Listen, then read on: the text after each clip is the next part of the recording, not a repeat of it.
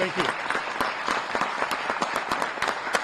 Also supported today by DuPage AME Pastor Miller. Round of applause, please. Okay. We'll hold the applause and we announce your group. If you can please stand. We're represented today by the City of Aurora. Our reps from the city, if you can hold the applause. City of Aurora staff members and City Council members. Also City Council members of Naperville who are here with us. DuPage NAACP, if you can all please stand. Unity Partnership is with us.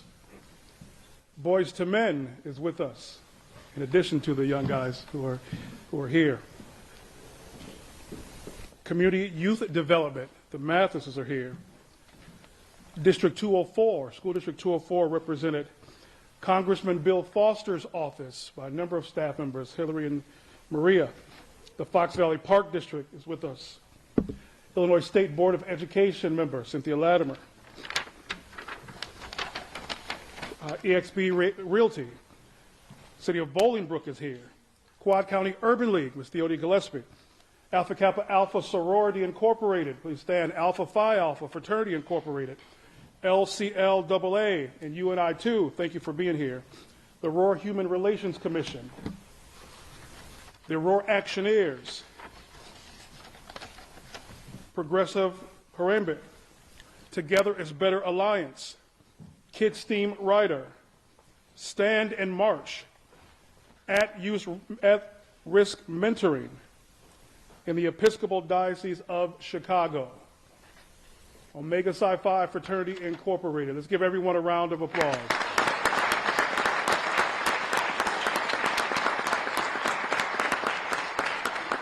And of course, we came out today at the call of a leader and one who definitely has taken this charge, not this case, but many, who helps to keep us moving forward. We have to give a big round of applause to Attorney Candy Lambert.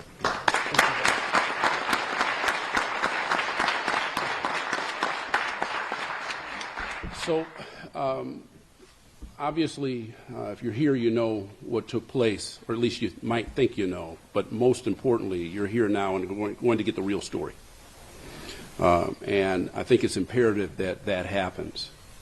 And after Justin Vale and Marcus Riley speak on what took place, what happened to them, then I'm going to talk to you about some of the goals that we have. Now, it's not a comprehensive list of goals that we have, but we certainly have some real concrete objectives, and we want to make sure that we continue dialogue for the purposes of obtaining those objectives.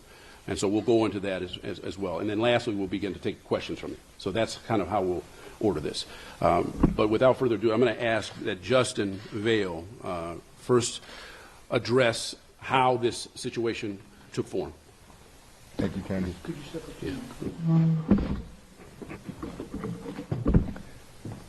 Good morning, and thank you for everybody that came out today. We really appreciate your support. So obviously we're here today to talk about the incident that happened Saturday, October 26th at the Buffalo Wild Wings, 79th and 59 in Naperville.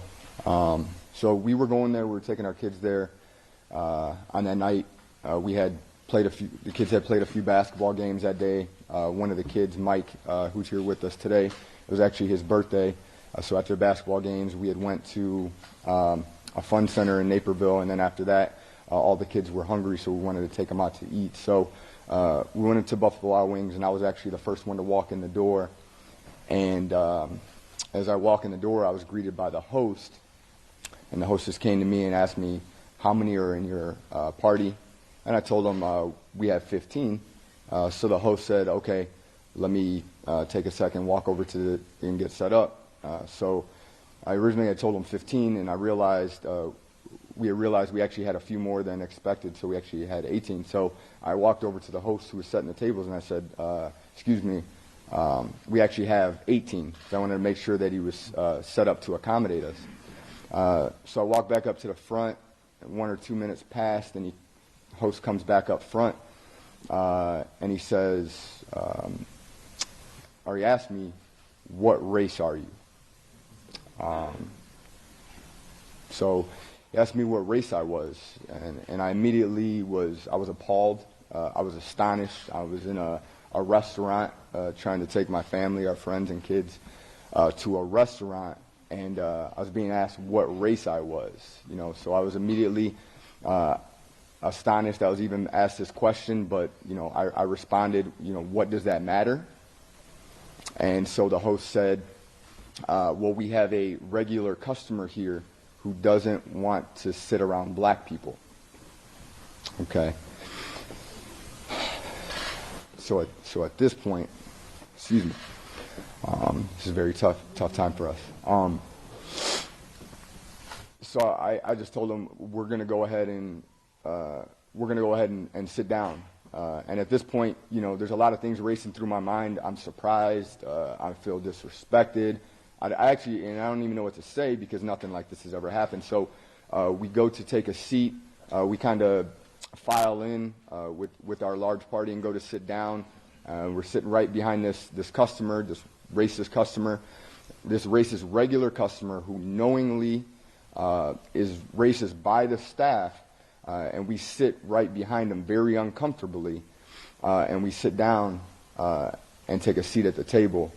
And at this point, this is where I shared with Marcus and the rest of the adults kind of what was going on, and they were immediately astonished as well and surprised and almost thought I was kind of making it up, but we could realize there's some tension in the room because that racist customer continued to look back at us and give us some dirty looks. We did not speak with them, but we could tell that he did not want us there. Us being blacks, biracial, just a very unique and diverse and happy group. And obviously this bigot of a customer did not want us sitting there in a public establishment where we were wanted. So then a couple minutes went by while we were sitting there waiting, and one of the managers came over to us. This gentleman came over to us, and he says, speaks to Marcus and I, and comes and kneels down at the side of the table and says, excuse me, but we're going to have to move you guys. This table is reserved. Okay. So I'm going to let Marcus share a little bit further on that story. How's everybody doing? Good. Just to piggyback off of what Justin said and shed a little bit of light about myself. This group that you see behind me is sincere to me because not only do I coach, mentor, and lead these kids, I've grown up with a lot of their parents, right? So I carry the responsibility of looking out, right, for the community, looking out for the kids, and it extends well beyond this group that you see behind me. So it's passionate to me. So when we discuss this matter and discuss these individuals behind me, it brought tears to my eyes after the incident. And I'm going to get into where Justin went, but it brought tears to my eyes to the point where when I walked out that restaurant that night, I called my mother, and I couldn't even speak. She answers the phone, it's dead silence, right? It's me with tears. She says, "What's wrong?" I said, "I'm just so frustrated," right? Because not only do I carry the weight of setting an example on a day-to-day basis for this body that's behind me, right? But I now got to explain what being a black man is, right? I raised 2 black children. I was raised by 2 black parents, right? I have black grandfathers and grandmothers, right? So the most difficult situation was explaining that because these kids need answers, and I'm always that guy to give it to them, right? So how do we have this conversation? 1, right? How important is this conversation? 2, how delicate is this conversation? 3, right? Because the message not only has to be delivered, but it has to make sense. And if you look at this group that stands behind me, nobody's older than 12, right? And it's as young as 5. So applying that message to a body of children that's that age group, and in between that age group, I'm sure it's difficult for everybody in this room, right? Even those that speak as a profession. How do you hit home? How do you translate this message, right? And we're patrons of Buffalo Wild Wings on a regular basis, right? We go play football, we go play basketball. I'm involved in everything they do. So, going back to the story, we were seated, like Justin said. John comes over and he says, you know, what he says about, unfortunately, the tables have been reserved. We have to move your party. And he said, we have to move your party. So at that point, I looked at John right in his eyes and said, John, I know what's going on. I've been informed by your staff that this man is racist. This couple, not just this man, this couple was racist, are racist. And I will refuse to move because of the color of my skin. So let's really sit back and listen to what we're talking about right now, what you're asking us to do, because I'm not willing to do that. Okay? John looks at me with the blankets of stares, looking for words, right? And I'm looking at him, eye to eye. He says he apologizes, right? Says, I'm sorry, you're right. He walks away from the table. At that point, he walks away from our table, goes to the table of the patrons, right? And has a seat, pulls out a chair, and sits with this couple, right? So I can only assume that conversation. Can't tell you what it was verbatim, but we all get it, right? So he's probably having a conversation of, hey, these people don't want to move. What should I do? That's hearsay. That's assumption, right? So he's joined by Hannah, another manager at the Buffalo Wild Wings. She pulls up a seat with John and his couple, right? They continue to have conversation and discussion. So after they recap and finish with them, they come back to the table with us, right? And they greet us. So I look at Hannah and I say, Hannah, I just want to let you know the conversation that John and I had. Because at this point I had realized that Hannah is John's superior, right? So the conversation's changed. Like, okay, so you're going to be the one that's going to handle the situation in the most appropriate way. That's what I was convinced of that, right? While I'm talking to Hannah, John tells Ashley a completely different story, right? So now I'm dialed into John and Ashley's conversation as he's telling her, I assumed that these tables were reserved. I didn't say that you guys had to move. So I immediately left the conversation with Hannah and joined into John and Ashley's conversation because he was the most dishonest guy that I had ran across in that Buffalo Wild Wings that night. He lacked integrity at that point with me right there. Just went out the window. So I told him, John, that's not the conversation that you and I had. You told me these seats were reserved. You told me we have to move. Let's be clear, right? So John, another blank stare, the same blank stare he gave me when he told me we had to move, right? So Hannah, are you aware of this couple? Oh no, I'm not aware. They are regulars, but you know our employees gossip, right? Employees don't gossip about they do gossip, right? About things that happen in the restaurant, sure, but gossip is not something of a racial magnitude. We don't gossip about racism. It's real. We experienced it. These alleged allegations that you guys been fed and you guys been reading about and seeing on Facebook and on the media, it's not alleged, it's confirmed. You see it, you feel it, it's real, it's right here. I'm speaking, right? This is me. This is us. I represent everything. I represent everybody at this table, right? Because this happened. So going into that, Hannah says, you know what? We were talking about, I said, so what would command your attention and John's attention? Because you guys are running this restaurant right now, right?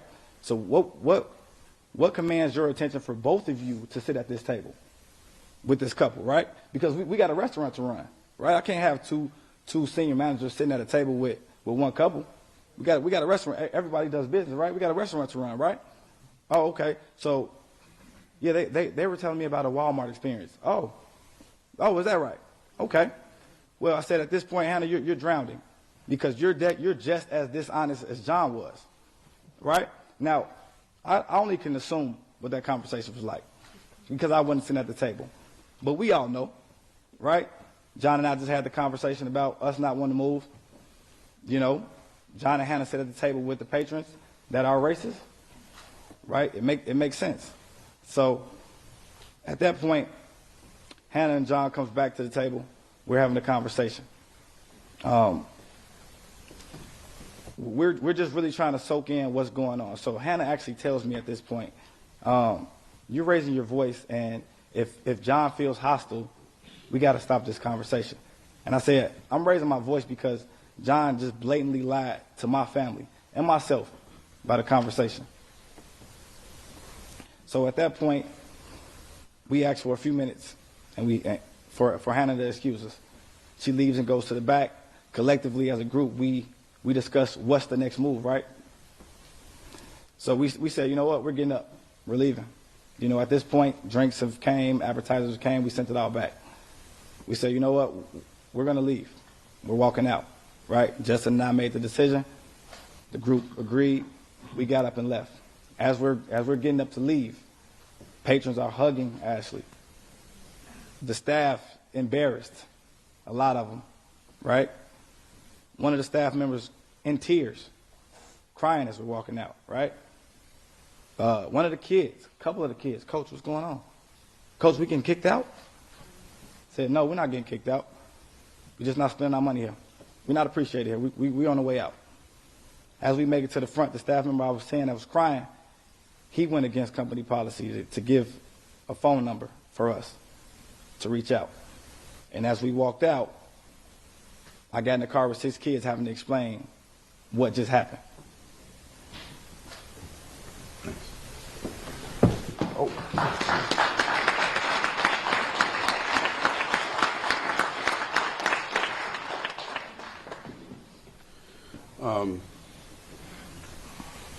I think one of the points that he made is very important. It is imperative that we as a community, including the media, acknowledge the reality that you cannot refer to this as an alleged incident.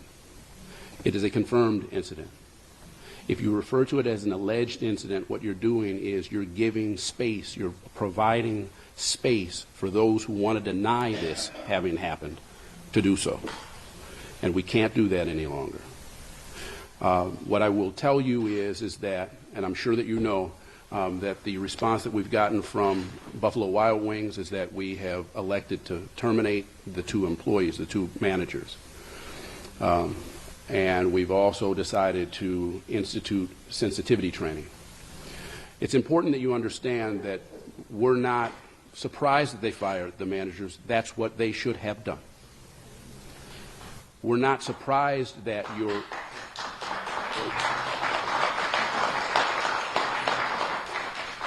We're not surprised that you are instituting sensitivity training. What we're surprised by is that you didn't have any already in place.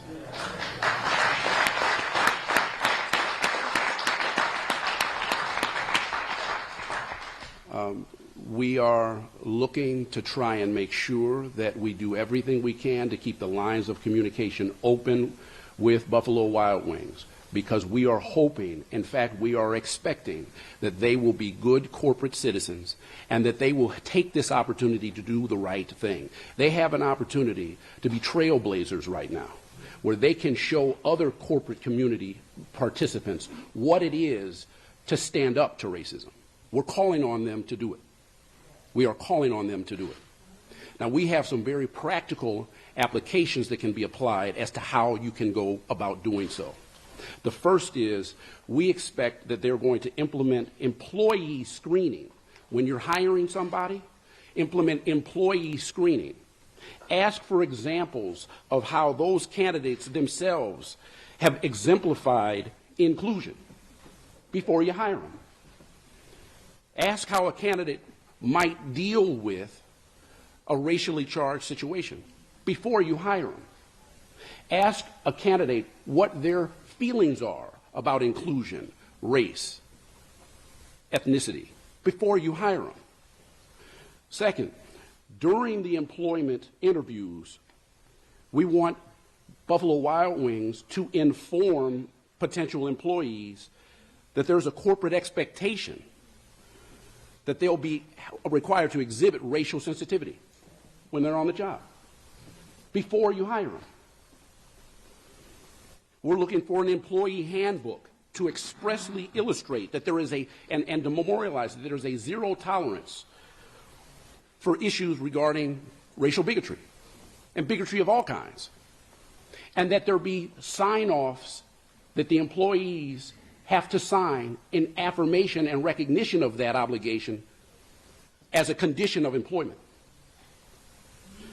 We're looking for clearly defined definitions as to what zero tolerance means. If you engage in bigoted conduct, you shall be fired. We're interested in an employee hotline so that when employees at a particular store see bigotry, they can call district and regional managers and report it so that it is dealt with. We understand that the employee that shared with them what was going on was written up and sent home. Was written up and sent home for doing the right thing. We're expecting that there be signage in break rooms that reminds people of the importance of inclusion and the importance of walking away from bigotry. And when you see it, stand up against it. We are interested in seeing Marcus and Justin and the individuals that were subjected to this be included in the efforts to train. They should be ambassadors to teach these folks that are going to be employees what real life situations look like, so that there is a face instead of being able to think of this in the abstract. And lastly, what we are looking for is we are looking for Buffalo Wild Wings to establish an accountability system to ensure compliance with these things. It is imperative that when you tell us that you're banning a couple, but won't tell us who they are, well, how do we know? If you're telling us you're banning a couple, we'd like to know how. How are you going to ensure that that takes place? These are the conversations we look forward to having with Buffalo Wild Wings. I will tell you, it's been asked of me, are we going to file suit? I told you before, this is a perfect opportunity for Buffalo Wild Wings to be a good corporate citizen. You don't have to file a lawsuit if there's disagreement, if there's not disagreement. There is no need to file a lawsuit if there's no disagreement. Buffalo Wild Wings, if there's no disagreement on this not being right, if you agree with us that this should have never happened, we look forward to talking to you further.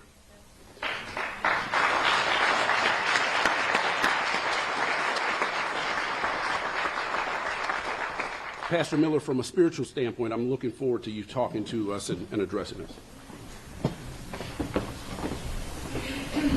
Thank you, Attorney Lambert, and thank you for your courage. As Sandy Bland's pastor, I've seen you work on their behalf. So much can be said about what has occurred, but I will not go into history. I will address the current situation. Systemic racism. When I listen to how two employees in authority, not one, two conferred with the bigot, while the customer, the paying customer, had to leave. I thought of the Emanuel 9 people at Charleston who were killed at Bible study. And the murderer was given a hamburger because he was hungry before they took him to jail. If you watch the pictures, you'll see when they approached his car, they holstered their guns before they even know. Systemic racism. And the horror and terror that black people have lived in this country from incipiency. Our churches have been bombed. Children have died at Sunday school. And I want to applaud this family for the civility that they exhibited in the face of barbarism. Barbarism. You're to be commended. I'm at a loss. There was a time, most of the white people who are listening may not know, but those of us who've grown up in the horror and terror of it, there was a time when fair skin got more acceptance in the white community. But you see how far it's gone now. Am I right, somebody? Fair skin could pass. But now I'm looking here, and I'll tell you, there's no way to understand the extent to which things have progressed in this country. I will end by saying, as a Christian pastor, forgiveness, I hope the country will hear this, is different than consequences. You can forgive somebody, but you will never get a change if accountability is not put in place. You never will. And I'm praying for the family as I take my seat of those two people who were fired. Here they were systemically locked in something, and now they lost their jobs because of this felon who was sitting there, and they don't. Where will they get another job after that? And it's a shame that they should suffer like these police who are going to jail now, who have been brainwashed with a culture and to systemic racism, and then they're there sitting wondering what happened. So I'm praying for those individuals, but I am so thankful that I can stand with this group of people and this family. And let me tell you something, Buffalo Wild Wings. If you spilled the drink, you'd give me a dessert free. This is worth a little more than a dessert.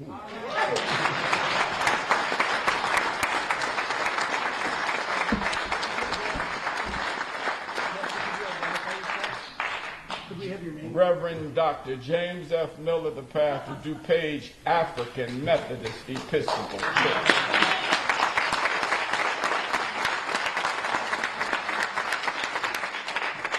All right, so we thought we would open it up for questions at this point.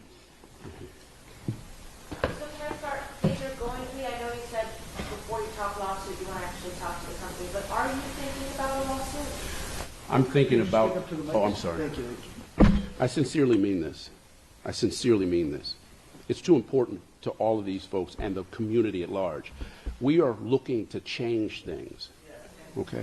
And so People get hate use with punish, but unless they're facing some kind of disciplinary. there is no question about the fact that they need to be held accountable. But that does not mean that it has to come in the form of a lawsuit. That will depend on their posture, not ours. And I hope, and I truly expect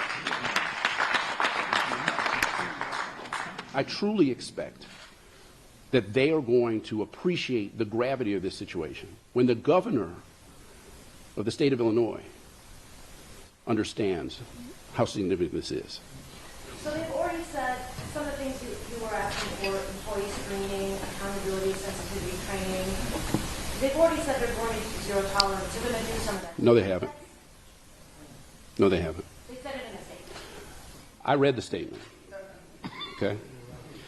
What I know right now is that statement looks like statements I've seen hundreds of times.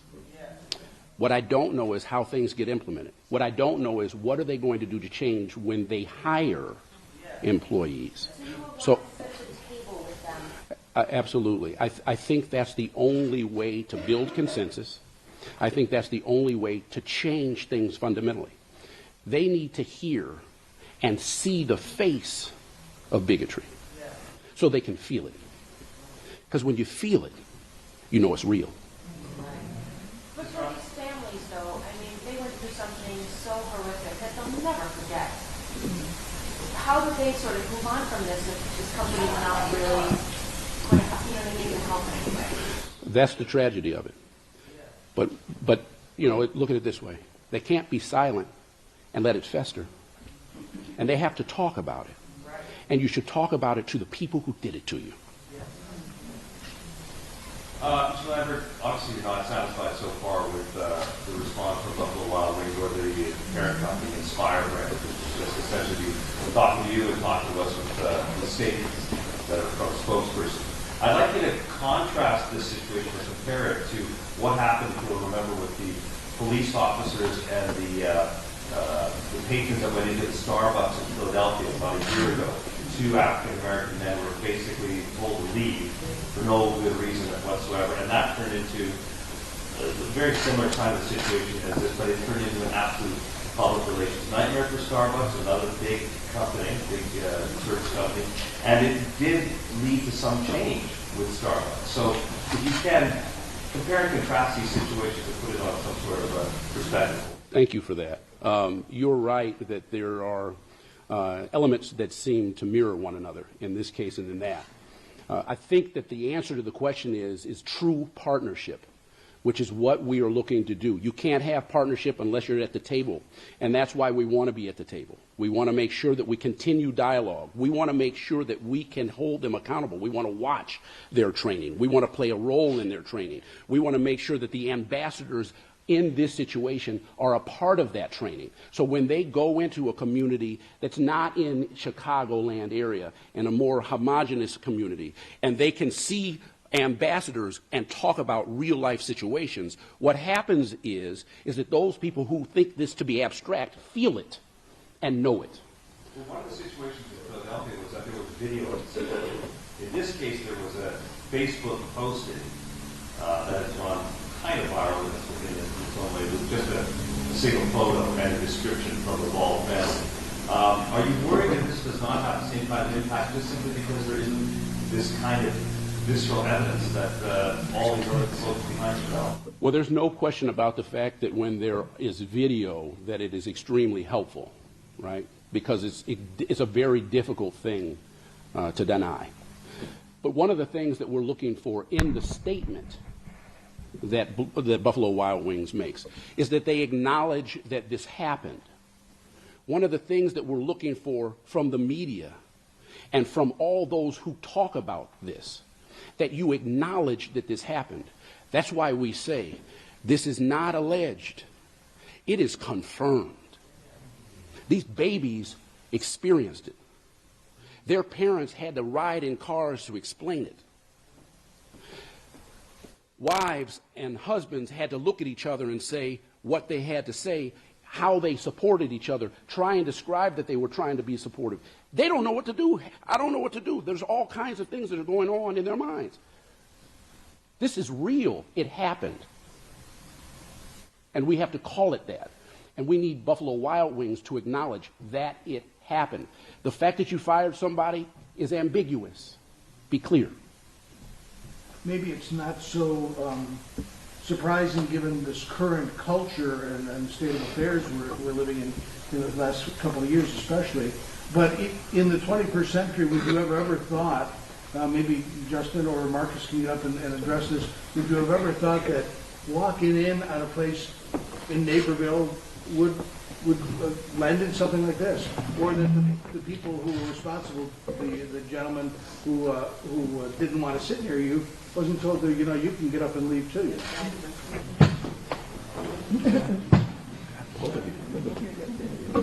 Go ahead first. That's a very good question, and I think that's one of the more surprising pieces with it. That we're going into, 2020, and we still have to deal with, like we stated, systematic racism. That's probably the most surprising part about it. But like we said, it's real. It still happens, and that's the biggest piece with us sharing the story. We didn't necessarily expect it to get what it is. But people need to know that it happens. We hear these stories. You hear about the Starbucks story. You hear about these other stories, and you say, it doesn't happen around here. This is proof that it does. And to talk a little bit more about your question with the Starbucks thing, that was a situation that it happened, you had video, but we have kids that it happened to. That's the important piece. I got to explain to my 10 and 5-year-old why we have to walk out of a restaurant. And that when they hang around with other people, because look at these beautiful kids, it's diverse. They go to school, now they have to think about, who am I around? who's judging me? We go to another restaurant. They have to think about, who am I sitting around? Do they want us here? And me as a man, to have to get up and walk out of a restaurant when I'm supposed to be a man, a tough man, and explain that to my wife and our friends and our kids, to have to walk out of a place going into 2020, that is the toughest part and a very surprising piece.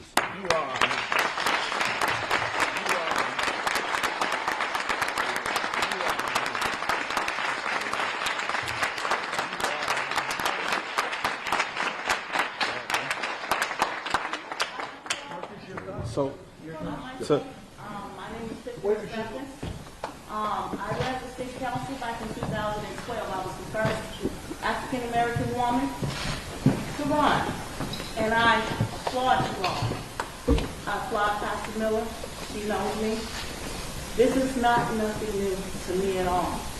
I've experienced it. I've lived here over 20 years, and when I ran for city council, I was surprised at things that were said to me as being an African American woman and also being black.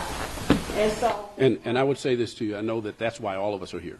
So I appreciate that. But what I want to make I want to make sure that Marcus gets a chance to respond to the question. So thank you. And I hope that we can go further because there's a lot more things that we need to address. Thank you. well, Basically, you're talking about the day and age we live in, that you would have to encounter this, and that the guy who was having the problem with you wasn't told, you can leave instead.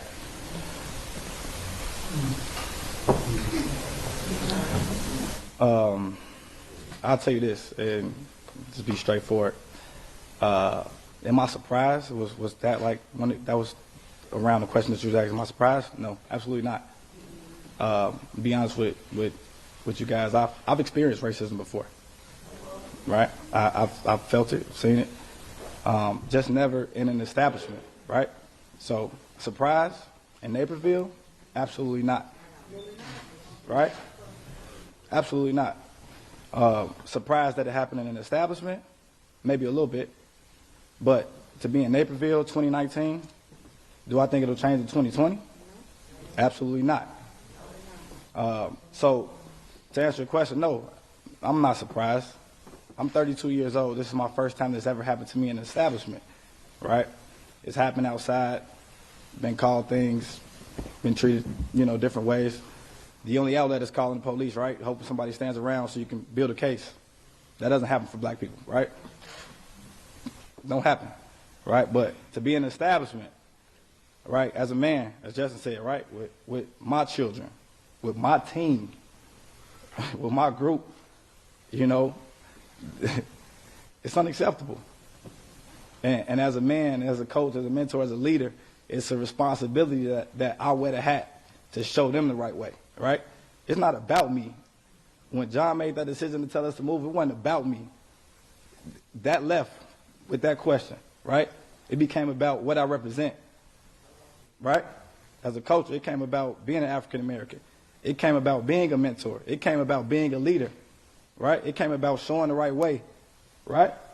That's what it became about. And you did it. I did it. Is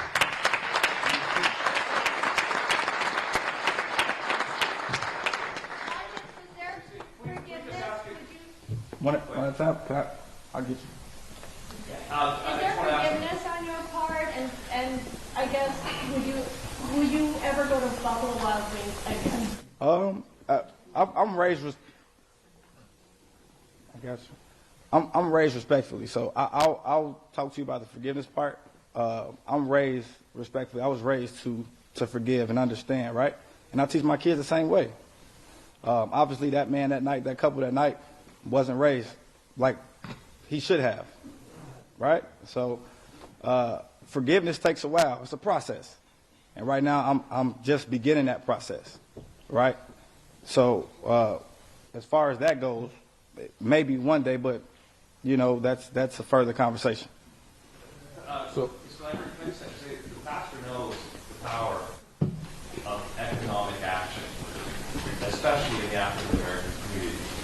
Should this be a moment where the African American community or even just people of color say to Buffalo Wild Wings and to its firebrand that it may be time to take your business elsewhere, perhaps more? So I will tell you I'm glad you asked that question because it helps me to further respond to the question that came just before it. It is Christian, it is spiritual to forgive. But as to whether or not we will go to Buffalo Wild Wings again, that's an open question. It's an open question because we need to maintain the dialogue. To answer your question about whether or not people who care about fairness should spend their money at Buffalo Wild Wings, the answer is an open question. Right now, we're concerned that it looks like no. We are hopeful that that answer will be yes, but that will rest on what Buffalo Wild Wings decides to do, and not just, by the way, here in the Chicagoland area, and not just, by the way, in Illinois, but nationwide. When we talk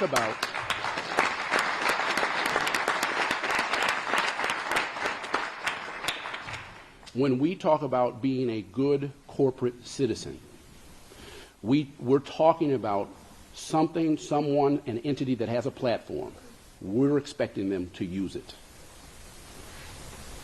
Are you encouraged at all by the dialogue so far with not only city officials but also the governor? You said you've been in touch with him.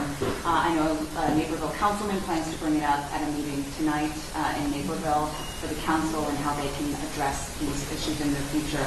Are you encouraged by that? Does it go far enough? It gives you hope, right? Because if the conversation happens, change can happen. It gives you hope, right? Because if politicians recognize the reality that this cannot happen, then there's a conversation to have. If the community recognizes that this is unacceptable, it gives you hope. It gives you hope.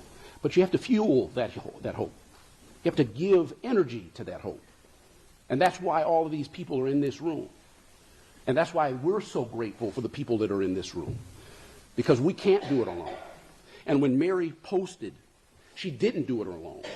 Because now, less than a week later, 9,000 people, 8,000 people have responded, commented on her post.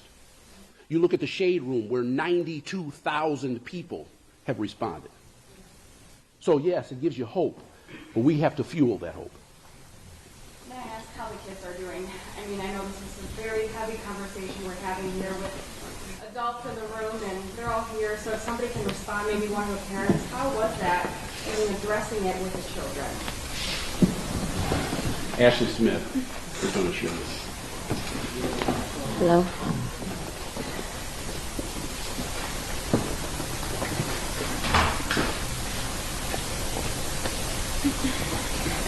All right.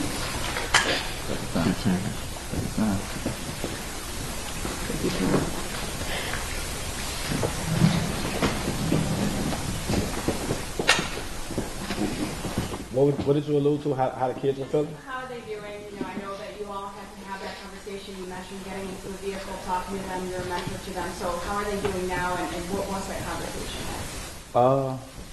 The conversation was tough. I mean, to be honest with you, I can't tell you I hit it on the head. I want to feel like I did. But just checking their posts over the past couple of days and how they feel, it's confusion, right? It's confusion. It's not direct. Maybe self-esteem, right? You know, you go to school with, you know, a predominantly white school. I'm speaking on my son's behalf, but now you question every restaurant you walk in now, right? You want to ask that question, like, before you even step through the door. Like, is it okay that I'm here? Am I accepted today? Right? Now you're looking at your school teacher and wondering, like, you know, is there some friction between, you know, me and you? So it's hard talking to them. Is, you know, they're so delicate because they don't understand, right? And now you're having this conversation with them. Everything's sped up right now, right? So with them, they feel like, you know, they're looking for answers. We're trying to answer to the best of our ability. And I can't guarantee you or them that my message gets home, right? Because we all got a process. We all got a light switch, right? Some understand, some don't. My youngest son is 5. My youngest son is 6. His friend is 5. They have no clue. So it's delicate, and it's tough. It's confusion, self-esteem. It's a pot of a lot of things that's going on. So to have to live at home with that on a day-to-day basis, and I see these guys 3 times a week at least. Just trying to stay in contact and in touch and be supportive is all we can do right now. Their process is their own, essentially. Everybody has to walk this walk alone at some point, right? Right now, we just have the benefit to be able to have a hand and guide them through a process. And we just take it day by day for right now. To see them trying to understand, it's hurtful, right? Because that's something they shouldn't have to do. You look at these boys, and they're all different. And they need to know that's okay. They go to, my son, Darian and Marcus, they go to, Cam's house, and they go to Davion's house or Ethan's house. Every parent, every kid is different. But to know that, you have someone telling you, I don't want to sit by you because you're black. They are black. And it's okay for them to be black. It's okay for them to be that way. And we're raising them to know that that's okay to be black. And as a mother, to hear that and to try to feel comfortable every time they leave that doorstep, to go anywhere, is hurtful. Because you have people like that are still looking at them as a color, right? They don't look that. These boys do some Monday through Friday, whether it's basketball or after school activities. They're not just running around doing anything wrong, Every last one of those boys do something good. And that's hard to accept. I won't accept it, I won't accept that there are people out there that think that it's okay to say that they're wrong, to say that they're not good enough, to say that they won't even sit next to them. I have a comment on this. I have to say, disability that you as parents saw and just demonstrated that you just need. That was the greatest example. My daughter took the opportunity to go to your son's party. We all need better. And one of the things is, we as humans, our dignity will never be removed, especially for you kids. We don't carry or we don't borrow shame. The ignorance that was displayed at that day, that's their fault. Because all of you, family and men, as a mother, and I can only go from mother to mother, that your skills will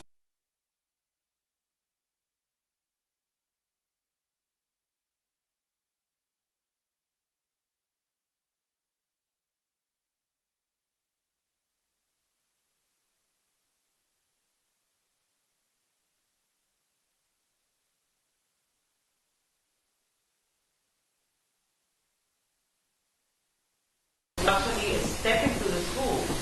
You guys now, it's beyond color. It's about the dignity of human. I'm not black, I'm brown. And we can work together to stop ending, because although sensitivity training to be implemented in companies, this goes way back. So let me just say this to you. Let me just say this to you. First of all, you're human, just like me. And that's where it matters most, okay? And so we receive that and appreciate that, and your sentiments and support are greatly appreciated. What we want to make sure that we do, though, is if there's some specific questions, we address them. You're right that there's a multitude of areas that need to be addressed, but frankly, we need partners in that. So not to redirect us, but in a rude way, but I do want to make sure that that if there are any specific questions, we address those. Sure. Specific question before we Please hold on 1 second. Hold on. I'm sorry. Hold on 1 second. I'm sorry. I was going to ask, Mary, do you want to talk about at all what drove you to write that post on Facebook? I mean, it's sort of where the attention all came from anyway, and what really... Yeah, so addressing the post itself, you know, I am not African American, as you can see. I have friends and family who are black, and we see that it happens. You know, we say, you know, with the Starbucks moment, it happens. But for it to happen to me and my family and my friends, it's something that we needed to kind of just show as an outlet to the world that this stuff does happen. My kids should be oblivious to this right now. They're children. You know, like we said, there's young children from 5 to 11. We shouldn't have to be addressing this with them now. And it's something that, you know, adults needed to read about. Like, you know, we get people who are questioning whether or not this was fake, you know, where's the video, things like that. Well, that's why I posted it without a video, because in the moment, that's not what we cared about. We didn't have any altercation. You know, we weren't being disrespectful. We just were trying to get answers. So it wasn't of an interest to anybody around us to bust out a video and take a video of us. So there is no evidence in that form, but we lived it. We were there, so we feel it. So that's our evidence. I'm very grateful to the support that we have had with the outreach of the Facebook post. You know, it has gone more viral than I would have expected, but it's good because, you know, the feedback that I'm getting is that, you know, things have happened to me and I've never spoken about it. So that should tell you altogether that that's the biggest issue itself, is that these happen and nobody speaks upon it and nobody knows about it until, you know, either somebody dies or, you know, there's a huge altercation where then it becomes public knowledge. So we were trying to do something in a different motion to bring awareness to everybody in our community that this does happen in your backyard. It doesn't have to happen in a major city. You know, it can happen in the suburbs of Chicago. Thank you. This is the second time in Naperville, in the recent months, if you remember the Bucky's incident a couple months ago during the summer, where there was a racially targeted incident.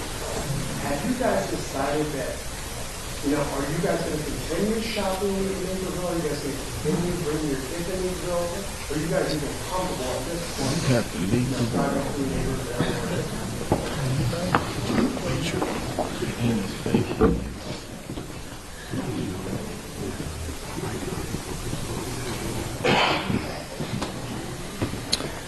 So I think that's a very good question.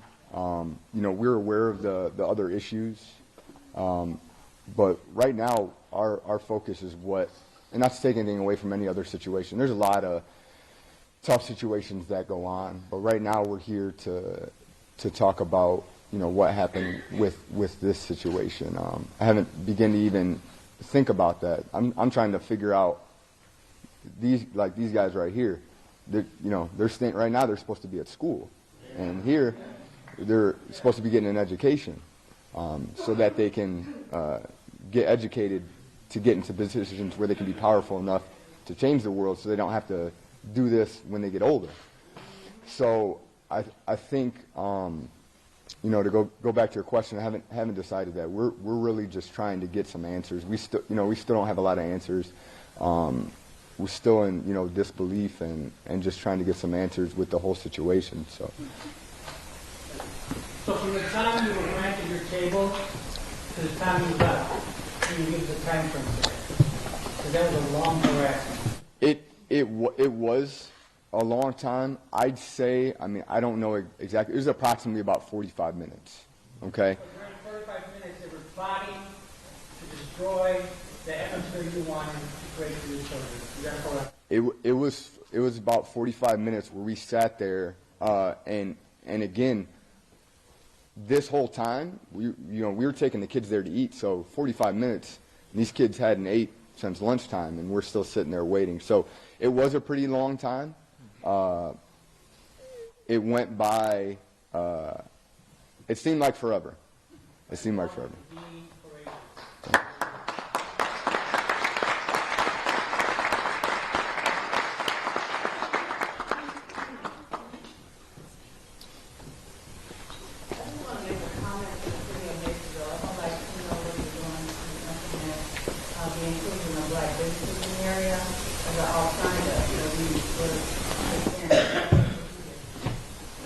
So I think it's a little difficult for us to talk about the city of Naperville. I know that we're actively interested. I'm sorry. I know that we're actively interested in making the space safe and comfortable, but it's hard for us to kind of respond to that in this moment.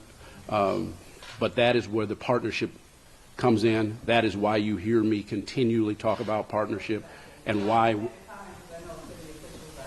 Yeah, and there's been some outreach, and there's definite desire to continue to pursue that. If there are any specific questions, we want to kind of field those. But beyond that, then we're going to allow the families to retire. So if there's any specific questions relative to the incident, please let us know. All right. But thank you all so very much for coming. Thank you.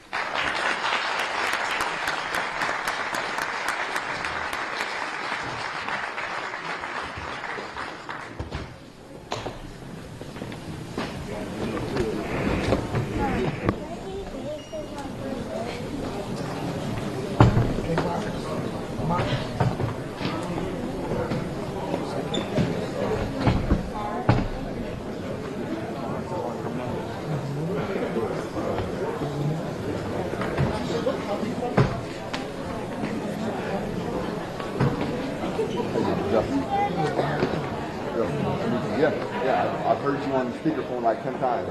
I didn't.